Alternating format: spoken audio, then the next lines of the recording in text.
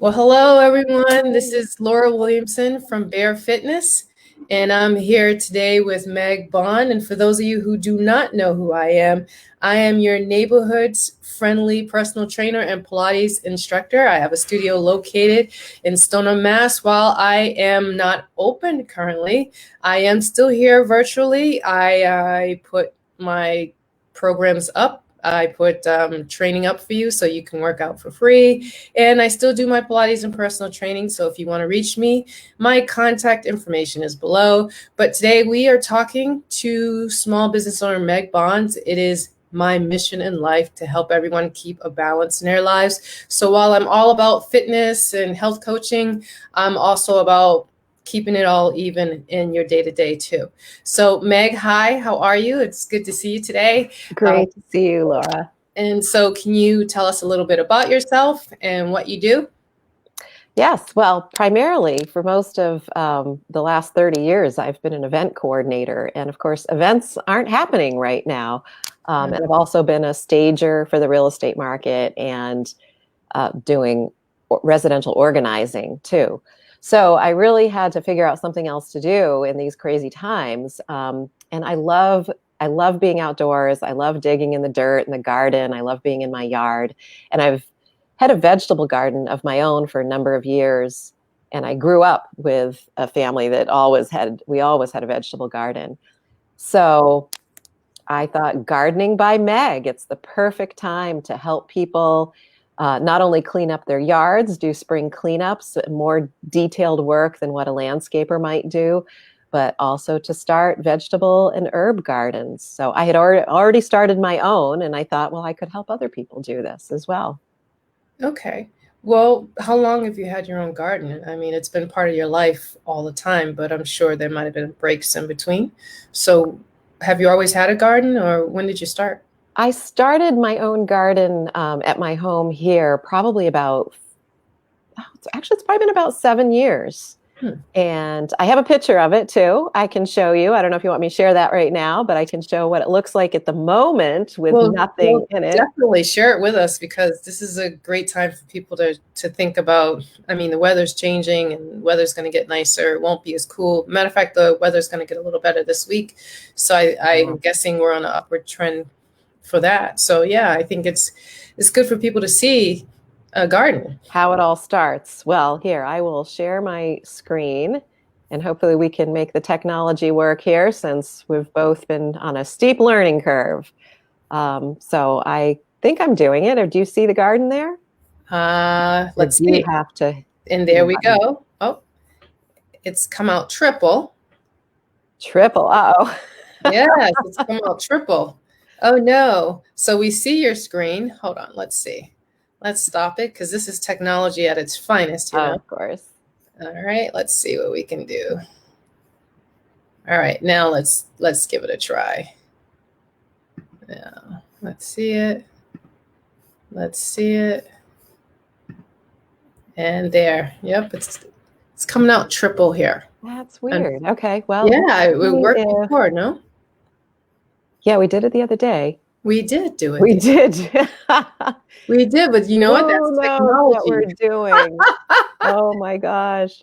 All right, we can give it that we can get another try a little bit later. All right, we'll try again. I had some other pictures, but I have real live things in front of me I can show you as well. Let me just see if there's something on my end, because now it's looking much smaller on my end. That's odd. Huh. Who knows? Technology. We're figuring it all out. Well, let's try it again. And in the interim, why don't you can you tell us how to start your own garden? Where do we begin? Yeah. So sometimes, you obviously want to figure out what sorts of vegetables you enjoy. Mm-hmm. And you obviously don't want to be planting stuff that you're just not going to eat. One year I planted radishes. Somebody said to me, "Oh, I love radishes." I'm like, "Oh, I'll plant radishes." I hardly ever eat radishes. I'm like, why did I do that? Okay. So yeah, you want to pick the things that you know you're actually going to consume. So this year I have planted some string beans. So I have my seed packets and I wanted to show you what I have several string bean plants. that I started. And here is one. You can see how I see it. tall Okay. it is. All right. There's the top of it. Right, It's pretty tall. See, yeah, it is. my shoulder. It's a really good height. And that's after about, I planted these about April 10th, I think it was. Somewhere between the 7th and the 10th is when I planted most of my seeds. So beans get really tall really fast. Tomatoes, on the other hand, I have a lot of there's all different kinds of tomatoes. So this is a super sweet cherry tomato that I've started. Mm-hmm. And he's just a little guy. You can see he's just about that tall. Very cute. Okay. But this is just a yogurt cup. If you don't have, you can always buy these sorts of containers at the hardware store. And I save them and reuse them from year to year. But I also had a bunch of these little yogurt cups. So it can be as simple as that, cleaning it out and putting it in. And I've put a little plastic thing in here. And I also have some wooden things I put in, and I label what it is. So I remember what it is I'm growing. Because when they start out, they kind of all look the same. So wait, I just had an idea. So this can be a good family fun activity, because if you get all the kids together, if they eat the yogurt, then they can grow something. Exactly. Yes, they could do that. Here's another one of my little pots. These are two little tomato plants. Oh, how cute. In there. Right. So they're just starting out. And like I said, these are planted around the 10th. Mm-hmm. So we're at about 20 days. Everything takes a little longer. Another fun one the kids can do. This, I need to put it in dirt. Mm-hmm. But I started it. I had an empty tuna can. So I just grabbed my tuna can, and it's the butt end of celery. Oh. So there's the end of the celery stalk, the bunch of celery that I just cut it off. And I literally just stuck it in water in this tuna can, and that's what's happened. There is new celery growing right out of the end of the celery.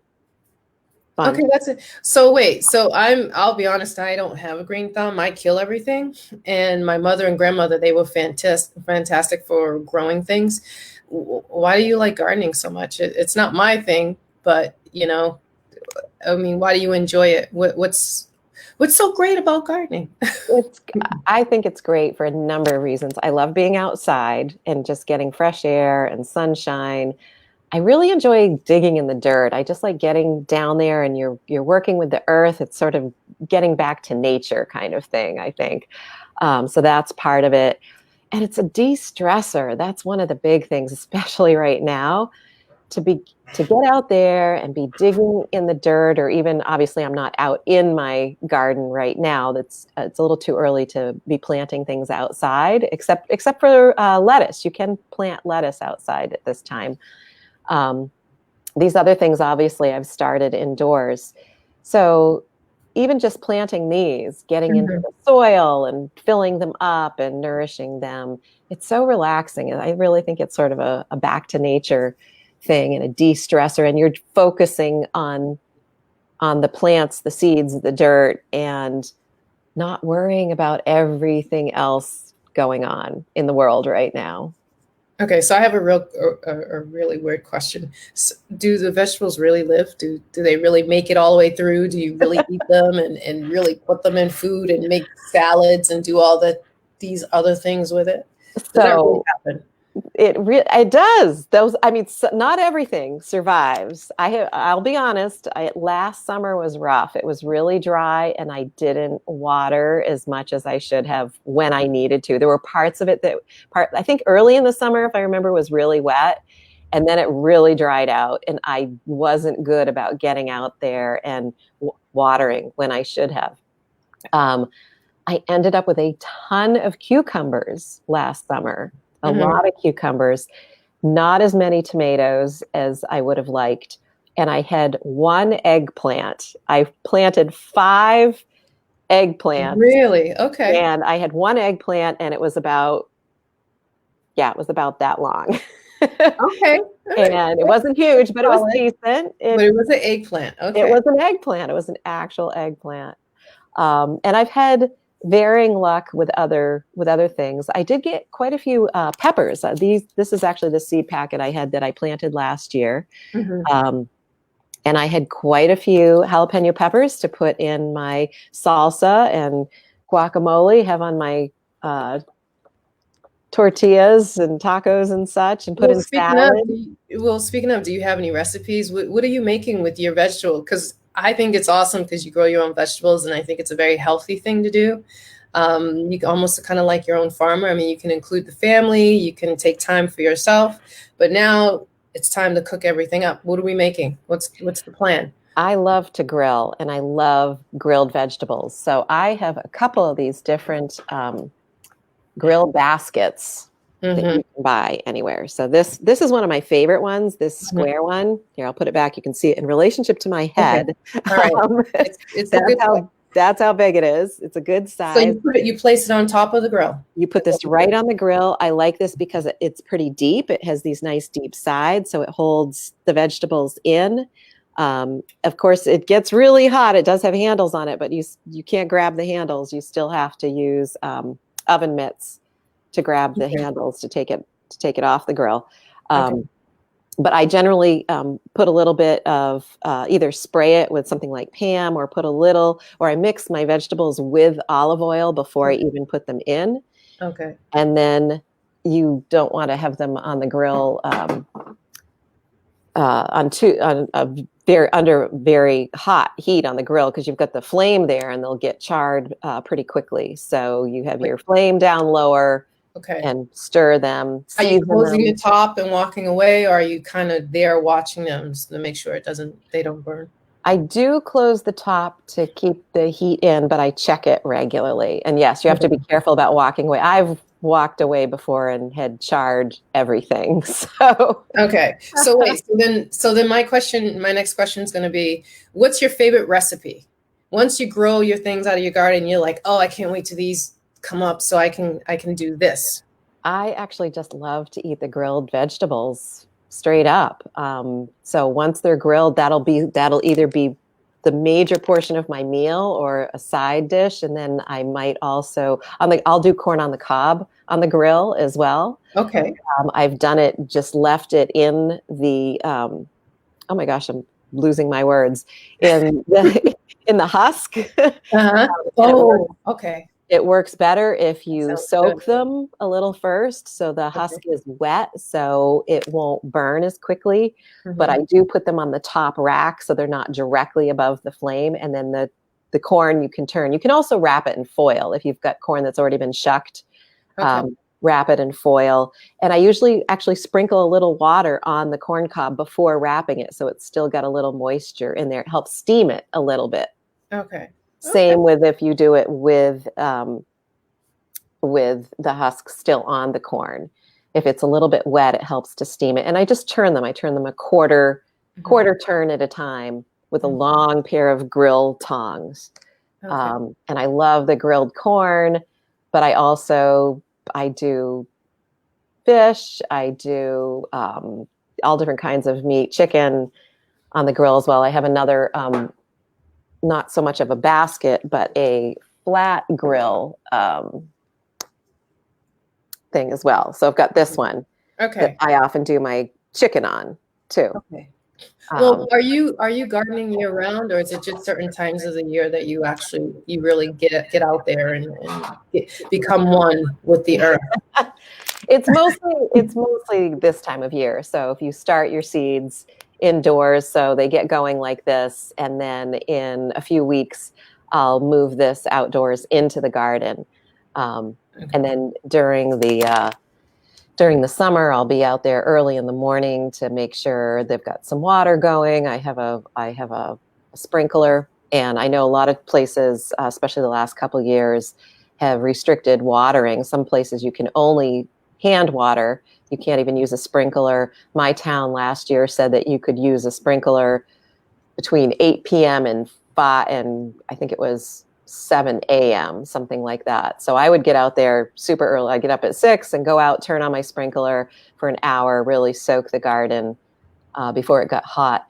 One mistake people make is watering in the middle of the day in the summer. Uh-huh. And you never, not even your grass, you don't even want to water your grass in the middle of the day because Mm-hmm. so much of that water is just evaporating. Mm-hmm. And the other aspect is if you're watering in the middle of the day, well, it's evaporating, is so not as much as getting into the ground. So it's not a good use of your water, first of all. And it can also burn the grass and the leaves on your plants more because the water sits on the leaf of the plant. You might Mm-hmm. have water droplets on it, and then that Mm-hmm. water is magnifying the sun, which can cause the leaf to burn. Okay. So, sort of like being under a magnifying glass. If you've ever Mm-hmm. done that as a kid, been out in the yard with a Mm-hmm. magnifying glass, and kids are doing nasty things to bugs with a Yeah, magnifying glass. yeah, that's what I remember mostly, to be honest with you. Yeah. So how often are you gardening? How often are you outside in the dirt and putting in seeds and what's your routine? What's your weekly schedule? Well, once you're out there and you've planted, I usually buy some compost, bags of compost from the hardware store. They're generally very inexpensive. A 40-pound bag might be $3 or $4. Mm-hmm. And so I'll work that into the dirt, mostly on the top, just on the top, working in a little bit into the areas of the garden that I'm actually going to plant. I have a walkway. I keep a walkway space down the middle so I can get down the middle and weed. So Mm-hmm. once you've planted everything, it's a matter of sort of monitoring it to make sure it hasn't dried out or it's not too wet. I probably won't be out there every day, but I'll check it every other day, and then I might have to go out to weed maybe Mm-hmm. once a week. It depends how good your soil is, how good the compost is, if it has Mm-hmm. weeds in it. Mm-hmm. So you've got to get it. If you stay on top of the weeding, it's not too bad. I go out with a big 5-gallon bucket Right. and pull up the grass and the things coming up that I don't want in there. That sounds like a workout in itself. I mean, It is, but if you do a little bit, you know, if you do a little bit every week, it's not so bad. would you say that, I mean, you kind of touched on it lightly earlier, but would you say for you gardening is therapeutic? I mean, again, I think about Yeah. gardening, I think, oh God, I got to get my hands dirty. There are these wonderful things called gloves that a lot of people learned about recently, and you can even wear those plastic gloves while gardening. So if you don't want dirt Mhm, under your fingernails, mhm, you mhm. don't have to worry about that. And there Okay, are gardening gloves as well. really? Are they stylish? Like, what? I You just can don't. get all different Oh, kind of okay, colors. You can get pretty ones with flowers on them. okay. So I hear what you're saying. So it's not that bad, is what you're You saying. can be a stylish gardener. I'm usually not a very stylish gardener. I'm out there with it. Well, I've got my big hat on to protect my face from the Mhm, sun, and I've got my mhm, sunblock on, and mhm, but I'm out there in my old grubby blue jeans, the ones that mhm. are decades old that don't Right, look stylish anymore. So right. So here we have. So the trick with gardening is a couple of things. Not only are you digging in the soil, in the earth, and being one with Mother Nature. So now we see some of the therapeutic properties, or what can come, how cathartic it can be to garden. But then on top, I mean, so there's a couple of things. So we're talking about decreasing stress. mhm. It could also be a cool family activity. And as I could see with the yoga cups and the tuna cans and so on and so forth, I mean, actually, I'm thinking about it. I'm not a kid, but I'm like, okay, that could be kind of interesting to kind of grow. I remember doing that in milk cartons in school, Yes. things. So I'm just, that's putting me back into that mindset, and I don't want to give my age away, but I think I already have. But I mean, you have that, and then that's just again a family activity, something everyone can do together, and eat the vegetables afterwards. Speaking of kids, I know, and not to detour too much from the topic, because I'm about all things healthy and well. Um, you mentioned to me about storytelling, and so can you just give us again? I know I'm taking a slight detour, but I'm curious about that. So can you tell us about that just a little bit? Yes. So with this whole pandemic and being closed indoors, I realized that obviously kids are going a little stir crazy. Parents are going a little stir crazy. And I decided to pull out all of the children's books that I had saved from when my child was very young, and ask people if they wanted me to read to them to their children over a video chat. So it would just sort of give them a break and also be a new face and a new voice in the household. So I've developed Story Time with Meg, and I have well over 100 books I could read to ages 2 to early teens. I read to my kiddo until he was about 14 or so. He just enjoyed being read to. Mm-hmm. So chapter books, a chapter every couple of days or one-time story. And I also own about 45 finger puppets. Oh my gosh. I saw those finger puppets. Oh, see, this is disappointing. I feel like we need to try to share the screen again and see if we can get into that. Maybe I was on the wrong screen. It'd probably be a good idea to try it again. Let me see if I can. I'll hit my share screen. I think we should try again. That's what I think. Okay, I'm going to hit my share screen and let's see what we can do here.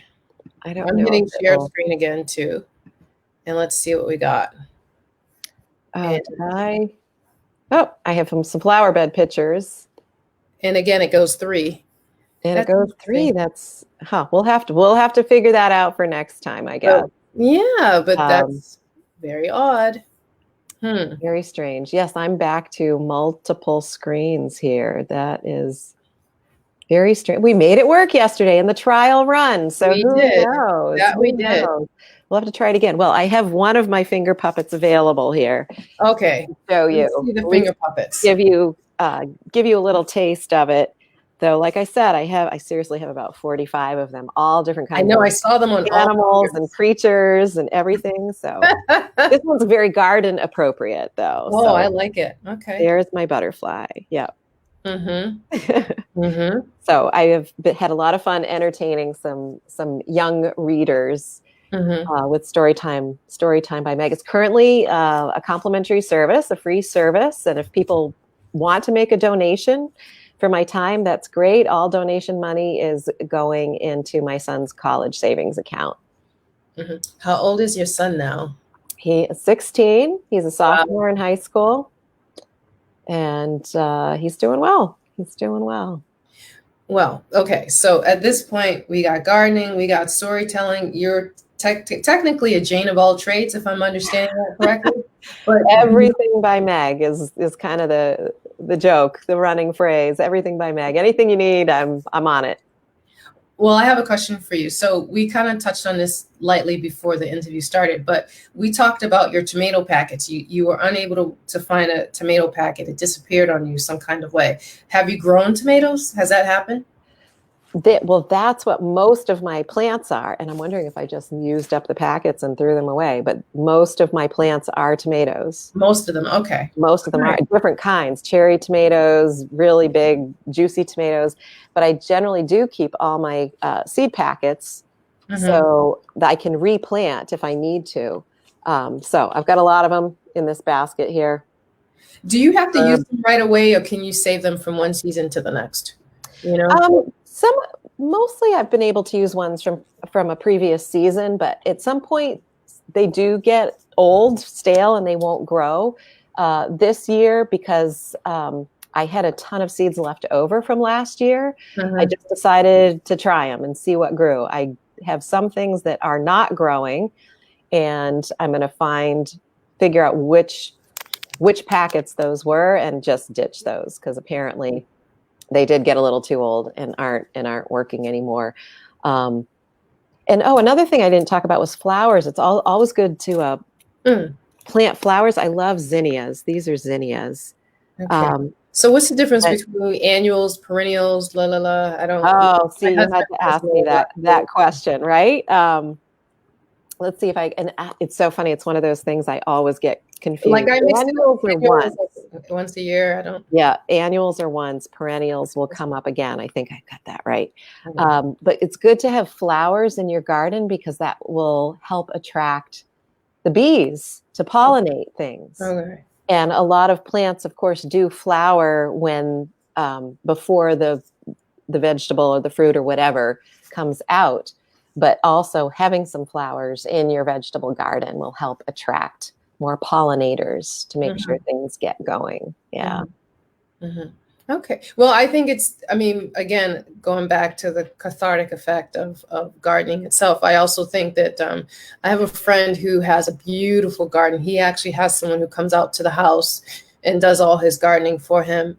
And one of the most favorite things he enjoys doing is sitting on his back porch, watching the rabbits run by and looking at the flowers. So he has it situated so that it runs along the front edge of that porch, so he can look at all of his flowers. And then he has little walkways that kind of cut through them. So literally, because it's along the edge of the porch itself. So, but I think my opinion is, I think it's something nice to sit and look at. What is your feeling on that? I mean, obviously plants are pretty, but by the same token, they also can be pretty relaxing at the same time. Oh, absolutely. And what I find enjoyable too is because I know that I planted that. Well, he's got somebody else planting it for him, but the sort of the blood, sweat, and tears you put into it, you then get to reap the rewards. And it's so much fun to see things growing. When I first planted these little plants in my little greenhouse, which again, too bad we can't figure out the pictures because I had some pictures to show of that. But it's just dirt for like a week. And then one day I hadn't looked inside my little homemade greenhouse, which is here in my dining room. Right. I hadn't looked underneath the cover for a few days. I looked in and things had sprouted, little tiny sprouts. And it was just so exciting to see stuff actually growing. So, and especially for kids too, I think that's a lot of fun. They say, oh, wow, I put a seed in the dirt and look what happened. Yeah. Look what happened. I remember doing that. I had some out, right? Yeah. But then to continue to watch that grow and know that you're going to get something you can eat out of that is just a great feeling, great experience too. And I love the freshness of it. You don't have to go to the market as much, which is something people are, not terribly keen on doing these days. But like I said, last year I had a lot of cucumbers and tomatoes especially, and that was fantastic. And carrots too, to have carrots you can I like the idea out of the ground. Now, truth be told, my grandmother, she had a garden. She had an awesome garden. And she used to bring in a lot of tomatoes. She used to bring in squash, potatoes. And she had to go a step further. She had a peach tree in the yard. She had a pear tree. She loved the garden. She had a rose bush. She used to grow mint, which I think mint is awesome. So, it's really good for the stomach and things like that. I used to have a lot of stomach issues as a kid. And I remember, she'd be like, run outside and pick some mint. And she'd make this kind of tea with it. So I think, and then we had we had grapevines. We had that too. Oh, wow. Yeah. She had a lot going on. Yep. She had sunflowers. It was amazing. Nice. Yeah. One thing you should know about mint travels, it takes over, it explodes. So it's best to plant mint in a container or else be prepared for it to take over your flower bed or wherever you have it, because it will just keep going and going. Oh, good to know. Oh, that's excellent to know. And I have some in a flower bed, and it's taken over the flower bed. But we're coming up. I guess the Kentucky Derby is probably not going to happen this year. But I used to throw a Kentucky Derby party and make mint juleps. I was going to say you mint right from my yard.